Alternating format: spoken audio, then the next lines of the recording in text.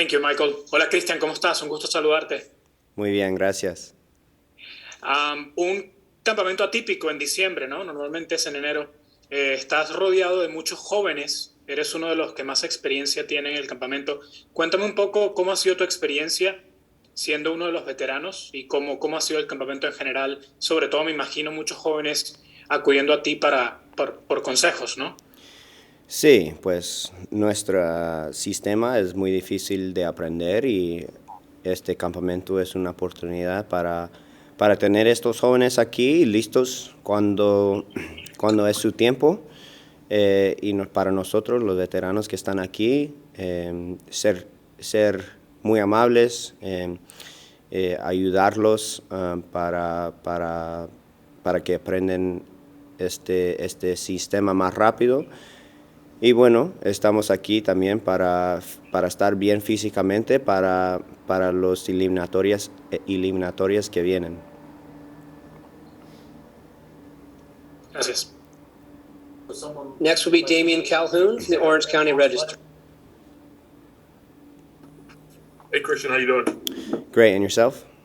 Doing all right. A couple questions here. First of all, how are things been in camp? And second, can you give us insight on watching Jordan Morris come back for for the end of the season and how he sort of looked then and now as you guys been in camp for these 2 weeks here?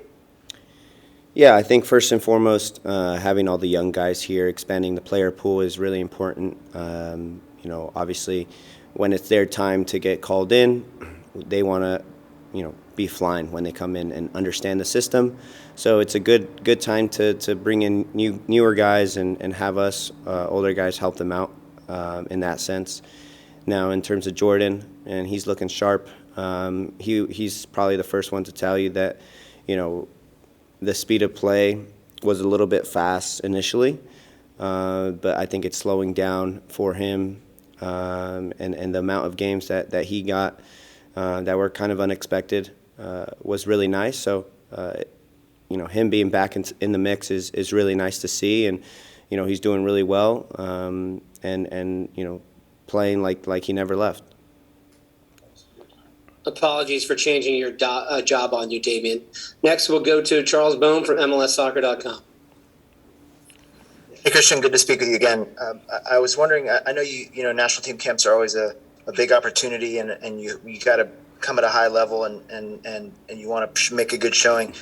But it's also been a really long season, right? And this is kind of an unusual camp in terms of the timing, and you have an unusual winter in general with qualifiers in January for the first time in ages.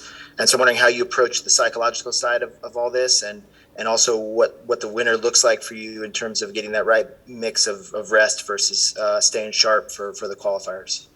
Yeah, I think it's tough for club teams, first and foremost, to allow us to be here. Obviously, they want us relaxing and getting ready for the MLS season. But as international players, it's our duty to stay fit and be ready when called upon. And this was another example of us, or having another opportunity to show that you belong in the qualifier group. So for us, it's a no-brainer when getting called upon and trying to showcase what you got.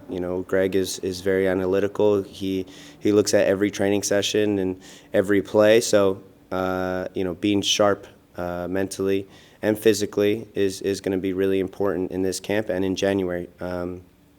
But staying fit, is going to be really important to have a chance of making the qualifier group. Next will be Katia Castorena from ESPN. Thanks, Michael. Cristian, gusto saludarte. Quería preguntarte sobre la cultura de trabajo que hay hoy en día en la selección de Estados Unidos, el estilo de juego y ver tantos jugadores jóvenes. ¿Qué tanta fortaleza les da hoy eso, pensando en lo que viene y además en los resultados que han conseguido este año? Sí, la cultura está muy buena, la verdad. Estamos aquí todos entrenando muy fuerte, los veteranos ayudando a los jóvenes, y la verdad eso es lo que queremos, porque estos jóvenes tal vez no es el tiempo de ellos en este momento, pero tal vez en 2-3 años, cuando estamos preparando para el Mundial aquí en los Estados Unidos, ellos ya están preparados, listos para echarle ganas. Y para mí es muy importante tener campamentos así para juntar el grupo y para nosotros enseñarles que pues para nosotros veteranos estar en nuestro mejor momento ayudando a los jugadores bien jóvenes. Next will be Ivis Galarcep from SBI Soccer. Hey, Cristian, good to see you. Thanks for taking the time today. Good to see you, Ives. I wanted to ask you two-parter, as usual with me. Obviously, there's a lot of young players in this camp. Maybe some guys you've seen for the first time. One of them is Taylor Booth, who's on the call before you. What have you thought of what you've seen from him? He obviously trains with Bayern's first team, and he's been pretty highly regarded as a prospect all through coming up through the RSL ranks. What have you seen from him? What's impressed you?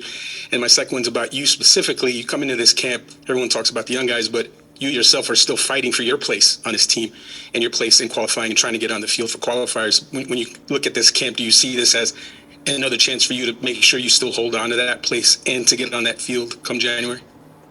Yeah, I'll answer your second question first. You know, every opportunity I have here in camp is an opportunity to show that I still belong, that I can compete at this level. Like I said, Greg is very analytical and he watches every play. So you know, there's no play off really, right? So I come into camp as fit as I can, as sharp as I can to maintain the role that I have right now. So, you know, these next two camps are really important for me personally, you know, showcasing that I understand the system and that I can play in multiple positions. And you know, me wanting to compete and be in that group for qualifiers.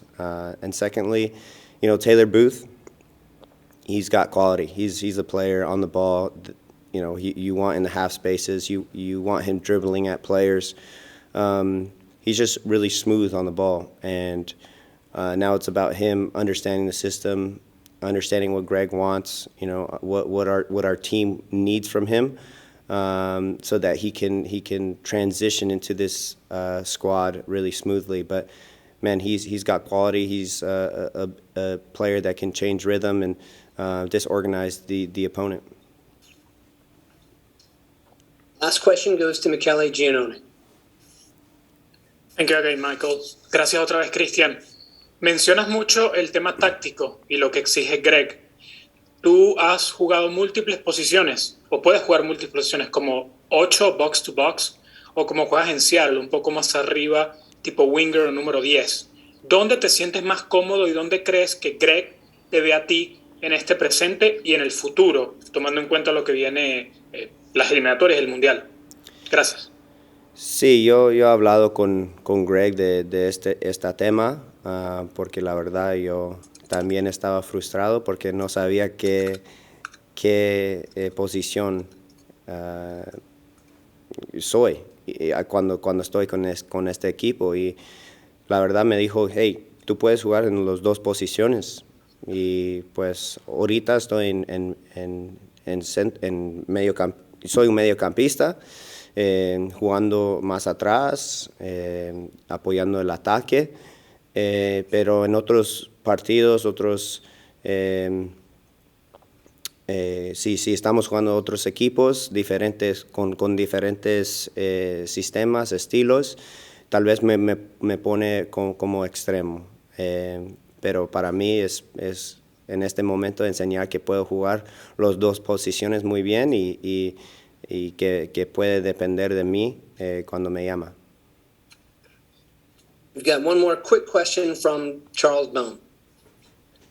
Actually, following up on that last one, but in English, I was wondering if it seemed like you guys had tried different formations earlier in the year, but have been very set on the 4-3-3. So do you think you guys are going to ride that till the wheels fall off, or are you still looking at some different looks here? And I ask you that knowing that you're not the coach. Yeah, I mean, I think things change, right? Players get injured, players are in and out of qualifiers. short rest. So, COVID, things can change, right? That's just the reality of things, and who you have available, what's the other team playing like. But, I think we've nailed 4-3-3, right? That's kind of our go-to at the moment right now. But like I said, things change, and even within the system, the formation, that's just, a starting point. And we'll change the way we move or movements throughout the game, and it might shift into a 3. So it's really fluid, right? The 4-3-3 is really fluid, and we just want to get the guys on the ball that should be on the ball, and the guys with their best characteristics in the right positions going forward.